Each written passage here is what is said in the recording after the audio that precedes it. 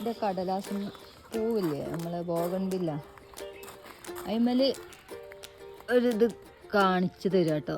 ഇത് കാണുമ്പോൾ വിചാരിക്കുമോ ഇതെന്താ സംഭവം, ഇതെന്താ ഇപ്പം ഇത്ര കാണിക്കാൻ. പക്ഷേ ഇത് എത്രയോ കാലമായിട്ട്, ഇതിപ്പോൾ ഞാൻ നട്ടിട്ട് 2 വർഷത്തോളമായി. പക്ഷേ ഈ ഒരു സംഭവം പൂവിടാന്ന് പറഞ്ഞാൽ ഭയങ്കര ഒരു സന്തോഷമാണ് കേട്ടോ. ഇത് നട്ടുണ്ടാക്കുന്നവർക്ക് മനസ്സിലാവും. അത് നമ്മൾ വലിയ കുറേ ഉണ്ടാക്കിയിട്ടല്ല, എന്നാലും ഇത് നട്ടിട്ടൊരു പൂവിടാന്ന് പറഞ്ഞത്. ഏത് കളറാണെന്നും അറിയില്ല, എന്താണെന്നും അറിയില്ല. ലാസ്റ്റ് വെട്ടിക്കളയാണെന്ന് വിചാരിച്ചതാണ്. അപ്പോഴാണ് പിന്നെ ഇതിൻ്റെ അറ്റത്ത് ഇങ്ങനെ കാണുന്നത്, അത് ഓറഞ്ച് കളർ, നല്ല ഭംഗിയുള്ളത്. അപ്പോൾ ക്ഷമക്ക് നല്ല പ്രാധാന്യം ഉണ്ടെന്ന് മനസ്സിലായി. ഞാൻ വേഗം വെട്ടിയിടേനി. അപ്പോൾ ഇതൊക്കെ കുറച്ച് കഴിയുമ്പോൾ അത് പൂവിടും കേട്ടോ.